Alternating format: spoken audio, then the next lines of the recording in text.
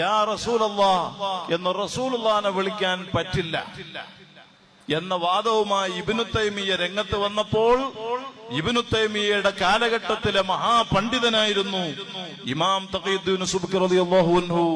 ബഹുമാനപ്പെട്ടവർ മനസ്സിലാക്കി, ഹബീബായ തങ്ങൾ പറഞ്ഞിട്ടുണ്ടല്ലോ, ഇദാ ലഹറത്തിൽ ബിദ്അഉ ഫസകതൽ ആലിമു ഫഅലൈഹി ലഅനത്തുല്ലാഹ്.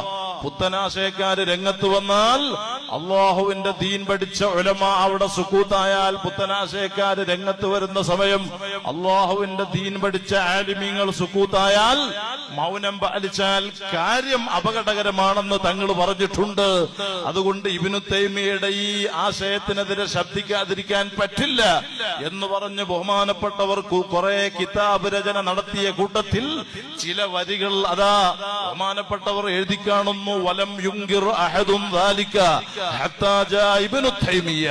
ഇബ്നു തൈമിയ്യ എന്ന വ്യക്തി വരുന്നത് വരെ ലോകത്ത് കഴിഞ്ഞുപോയ ഒരൊറ്റ മഹാനും ഒരൊറ്റ പണ്ഡിതനും ഹബീബായ സല്ലല്ലാഹു അലൈഹി വസല്ലം തങ്ങൾ ഉൾപ്പെടെയുള്ള മഹാന്മാരെ വിളിക്കാൻ പാടില്ല എന്ന് പറഞ്ഞിട്ടില്ല. അതുകൊണ്ട് ഇദ്ദേഹം പറയുന്നത് ഇത് ഖുർആന് നിരക്കാത്തതാണ്, ഇത് ഹദീസിന് ഉൾക്കൊള്ളാൻ പറ്റാത്തതാണ്, ഇത് മർദൂദാണ്, തള്ളപ്പെടേണ്ടതാണെന്ന് പറഞ്ഞ് പരിശുദ്ധ ഇസ്ലാം, ഇന്നദ്ദീന ഇൻദല്ലാഹിൽ ഇസ്ലാം, അല്ലാഹുവിൽ സ്വീകാര്യമായ പവിത്ര മതം, അത് തങ്ങൾ പറഞ്ഞിട്ടുണ്ട്. അവസാന കാലഘട്ടം ഇത്തരത്തിലുള്ള വിഷയങ്ങൾ നടക്കുമ്പോൾ ഔലിയാക്കളെ കറാമത്തിനെ പരിഹസിച്ച്, ഇതുപോലുള്ള വിഷയങ്ങളെ കളിയാക്കി, മുൻകാല മഹാന്മാരെ പരിഹസിക്കുന്ന, ചീത്ത വിളിക്കുന്ന, നിസാരപ്പെടുത്തുന്ന കക്ഷികളുടെ രംഗപ്രവേശനം ഖിയാമത്തിന്റെ അലാമത്തായിട്ട് തങ്ങൾ എണ്ണിയ ഹദീസ് ഇമാം തുർമുദി റഹ്മത്തുള്ളാഹി റിപ്പോർട്ട് ചെയ്യുന്ന അല്ലാഹുവിന്റെ ഹബീബ് തന്നെ 15 അടയാളം ഒരൊറ്റ ഹദീസിൽ പറഞ്ഞു.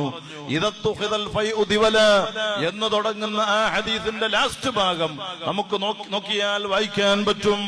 വലഅന ആഖിറു ഹാദിഹിൽ ഉമ്മത്തി അവലഹാ. ഈ സമുദായത്തിന്റെ അവസാനം വന്ന ആളുകൾ ആദ്യം കഴിഞ്ഞുപോയ മഹാന്മാരെ ആക്ഷേപിക്കുന്ന കാലഘട്ടം വന്നാൽ, ഫർതഖിബു ഇൻദ ദാലിക റീഹൻ ഹംറാ വസൽസലതൻ വഖസ്ഫൻ വമസ്ഹാ. തീക്കാറ്റിനെ പ്രതീക്ഷിക്കാൻ തങ്ങൾ പറഞ്ഞു, ഭൂകമ്പം പ്രതീക്ഷിക്കാൻ തങ്ങൾ പറഞ്ഞു, കോലം മറിയലിനെ പ്രതീക്ഷിക്കാൻ തങ്ങൾ പറഞ്ഞു, ഭൂമിയിലേക്ക് ആഴ്ത്തപ്പെടലിനെ പ്രതീക്ഷിക്കാൻ അവിടെന്ന് പറഞ്ഞു. അതേ തസ്ബീഹ് മാലയുടെ കയറ് പൊട്ടിയാൽ അതിന്റെ മുത്തുക്കൾ ഓരോന്നോരോന്ന് ഭൂമിയിലേക്ക് ഉതിർന്നു വീഴുന്നത് പോലെ അദാബിനെ ഒന്നിന്റെ പിറകിൽ ഒന്നായിട്ട് കാത്തു നിൽക്കും.